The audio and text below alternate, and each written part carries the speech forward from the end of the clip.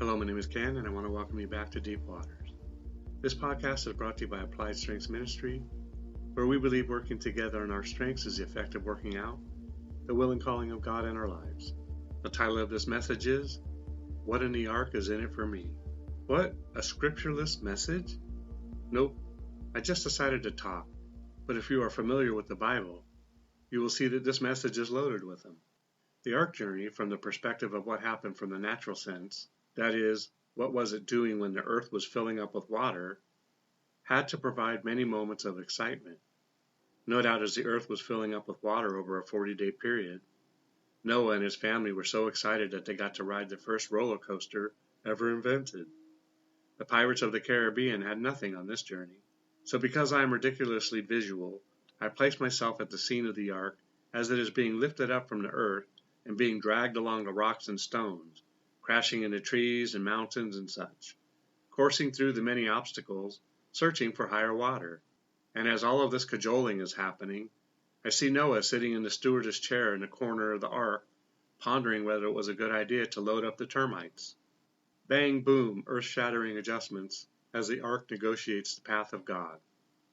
Long scraping as it passes between mountain ranges, tossing and turning with each massive wave as the earth is reeling from such volumes of water, consuming its very nature. And then one day, all is calm. The storm ends and the seas are at rest. Things are so quiet you can hear the carpenter bees and termites eating lunch. So they made it through in spite of experiencing one of the most heart-wrenching events in the history of mankind. Only 8 remained alive. No more screams of death. Women holding up their children, begging that they take them in. Yet those on the outside of the ark were in danger of great peril. Small diversion. You see how a wooden boat built by 8 unsuspecting individuals who didn't know that someday they would be called to enter into the construction business survived stone icebergs of every unimaginable size.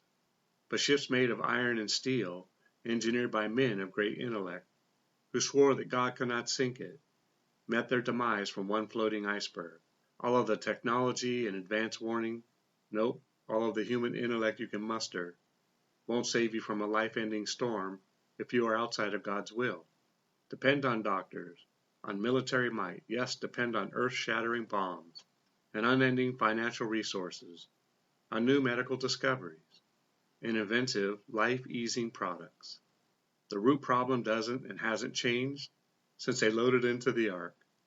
And yet God stated that even though man's heart is set on evil continuously, yea, that the very core of man's heart and imaginations are evil, he would never curse the ground or destroy every living thing. Yes, that he would never cut off man by the waters of a flood. Not that he would end floods, but that he would not take out the entire human race, with the exception of 8. You see, with time we do not get better as humans. We are the same as those outside of the ark, with the exception of the giants. And I suspect some of the genetics somehow survive, but that is for another time. The apostles being in the boat with Jesus during a wild windstorm, as he slept on his My Pillow, also experienced a raging water scenario. It's funny that the late 8 were in an ark, and right in a boat with the scared-to-death seasoned boaters was the Ark of the Covenant. How about Paul, who booked a Caribbean cruise liner to Rome? And although he warned them of the impending doom, they went anyways. They too must have thought God couldn't sink their ocean liner. So off they went out into the cargo-devouring storm. We know that as Paul was on his way to Rome, a great tempest arose and the ship was lost. The center of the story is that it is safer in the ark, the canoe, or the cruise liner when you are in the center of God's will. I say again, you are protected from dangers and perils when you are in the center of God's will. You could still be protected outside of it, but that is God's business of grace, and who is to instruct him on such matters? Don't allow fear to bring the dangerous event into the core of the test or trial. Fear belongs in the storm, not the boat. So fast forward into my 4x4 ark. As I was getting into my truck to drive down from Paradise this morning, it was about 2:30 a.m., and the storm was raging. High winds in a burned-out area can facilitate the atmosphere for fear, especially when you have witnessed, on multiple occasions, trees falling throughout your property. Many of the trees are about 120 to 150 feet tall, some more. from oaks, cedars to pine trees. If we had them, they can fall, and the rains and boisterous winds can uproot or break them like twizzle sticks. I don't know what twizzle sticks are, but the words seem to fit, so there it is. I am now heading up our driveway, and also notice, besides the winds and the rain, that there is fog, a heavy road covering fog. Save the mist for the Loch Ness. We have fog hiding everything from my view.